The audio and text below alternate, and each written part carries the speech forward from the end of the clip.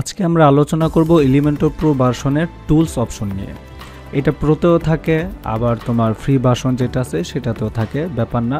এই টুলস সবার ক্ষেত্রে প্রযোজ্য। টুলসে আসার পর আমরা এখানে স্বভাবত দেখব general, replace URL, version control, maintenance mode এবং ইম্পোর্ট এক্সপোর্ট কিট। সো প্রত্যেকটা জিনিস আমরা স্টেপ বাই স্টেপ দেখাবো, ডন্ট ওয়ারি, ভয়ের কোনো কারণ নাই।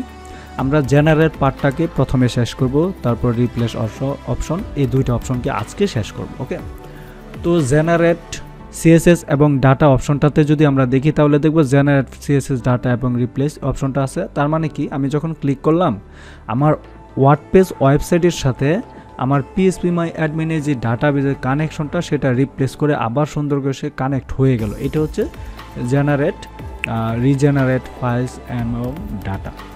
তো পরের ধাপে যদি যাই, সিনক্রোনাইজ লাইব্রেরি, এটাতে যখন ক্লিক করব লাইব্রেরির সাথে সিনক্রোনাইজ হবে। লাইব্রেরি দ্যাট মিনস হচ্ছে যেমন ফন্টসাম একটা লাইব্রেরি, তারপর হচ্ছে fonts.google.com, সেই গুগলের যে আমরা তোমার ফন্ট ব্যবহার করি, আইকন ব্যবহার করি, বিভিন্ন ওয়েবসাইটে যে আমরা জিনিসপত্রগুলো ব্যবহার করি না, সেই জিনিসগুলো অটোমেটিকলি ডেইলি বেসিকে এলিমেন্টর লাইব্রেরিতে চলে আসবে। Elementor library automatically updates on a daily basic, অর্থাৎ এলিমেন্টরে যা যা আছে সেইগুলোই আমরা এখানে অটোমেটিকলি মানে সিনক্রোনাইজ হবে।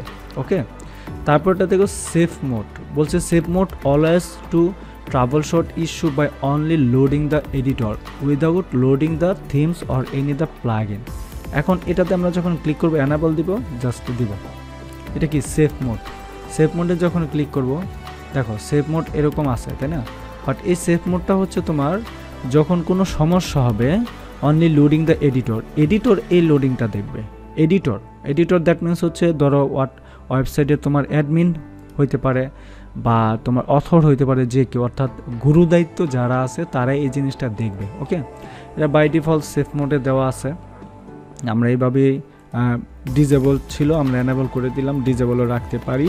বলছে without loading theme or any plugin, অর্থাৎ থিম এবং প্লাগইনে কোনো সমস্যা হবে না, শুধুমাত্র এডিটরে এই সমস্যাটা দেখবে। যদি ওয়ার্ডপ্রেস ওয়েবসাইটের ভিতরে কোনো ঝামেলা থাকে বা কোনো সমস্যা থাকে তাহলে সেই এই লোডিং শুটগুলো পাবে, অর্থাৎ এই ইররগুলো সে খুঁজে পাবে, অর্থাৎ উপরের আমরা যখন তোমার এই যে ড্যাশবোর্ডে আসবো এখানে আমরা পাবো। ওকে, বাট যারা ওয়েবসাইটে ভিজিট করতেছে, ভিজিটর এবং যারা ওয়েবসাইটে ঢুকে তারা কিন্তু এগুলো আর পাবে না, এইটাই বলে দিছে ওইখানে, বুঝছো? আচ্ছা, যাই হোক, তারপরে যদি আমরা বলি ডিবাগ বার মানে হচ্ছে যখন admin bar menu the list all the templates that are use to on page that is being display. যে কোনো সমস্যায় সবাই পাবে, এটা অ্যাডমিন না, এটা সবাই পাবে। Debug bar ads and admin বারে এই ডিবাগ বারটা পাবে, এটাকে আমরা করে দিতে পারি। যদি আমাদের সাইটে কোনো সমস্যা হয় আমরা ডিবাগ মোডটা অন করে দিব, তাহলে সাথে সাথে আমরা ওয়ার্ডপ্রেসে ঢোকার সাথে সাথে আমাদেরকে এই সমস্যাটা দেখাবে।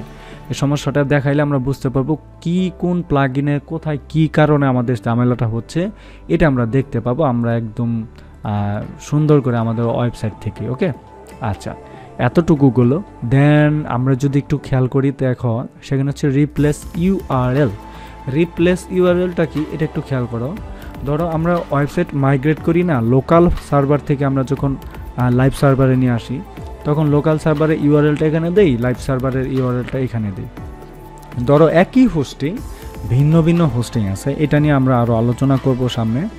তারপরে একটু বলে নেই, ভিন্ন হোস্টিং থেকে তুমি আনলা, ধরো ওল্ড তোমার এখানে দুইটা আমি ডোমেন দিই, এখানে ধরো WP AmiMasud.com এটা দিলাম।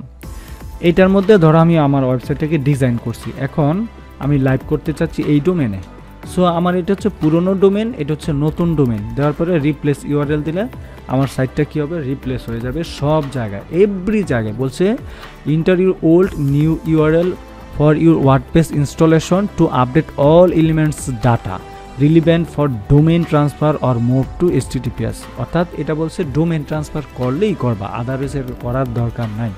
সো আশা করছি তোমরা ওয়ার্ডপ্রেসের তোমার রিপ্লেস ইউআরএল এবং হচ্ছে কি বলে এটাকে তোমার জেনারেল এবং রিপ্লেস ইউআরএলটা বুঝতে পেরেছো টুলসের। তো থ্যাংক ইউ সো মাচ।